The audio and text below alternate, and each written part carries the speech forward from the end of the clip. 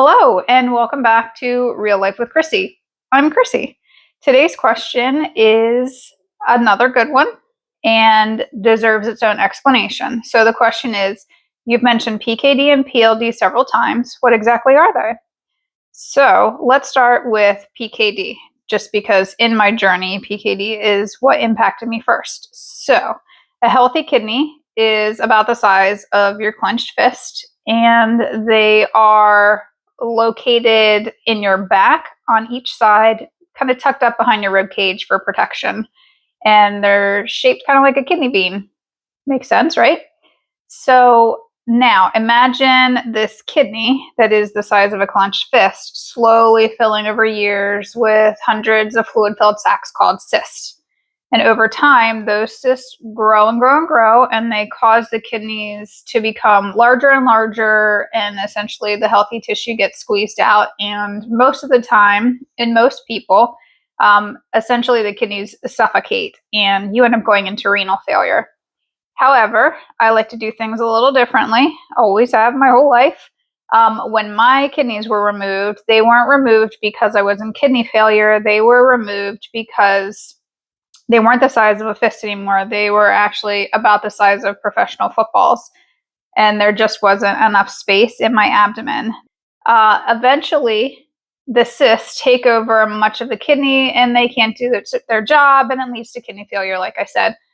So polycystic liver disease is essentially the same thing, but it happens to your liver. Your liver grows hundreds of cysts, and it gets bigger and bigger and bigger. Now, most people are not symptomatic with polycystic liver disease.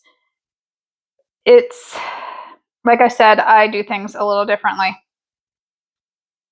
In fact, most people with PLD never develop any symptoms at all. Unfortunately, again, I'm in that very small percentage of people who liver has become so enlarged that it's crowding everything else out in my abdomen, just like my kidneys did. So that's why, like, my breathing is painful and I get short of breath. I can't yawn. I yawn, but I have learned, my body has learned to kind of cut it off, so that I stop breathing in and stretching everything out.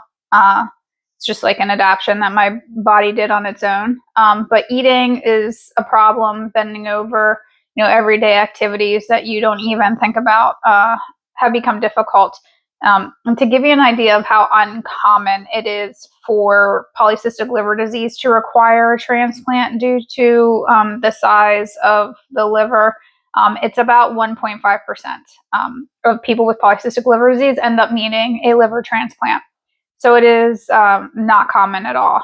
But both PKD and PLD are inherited genetic diseases.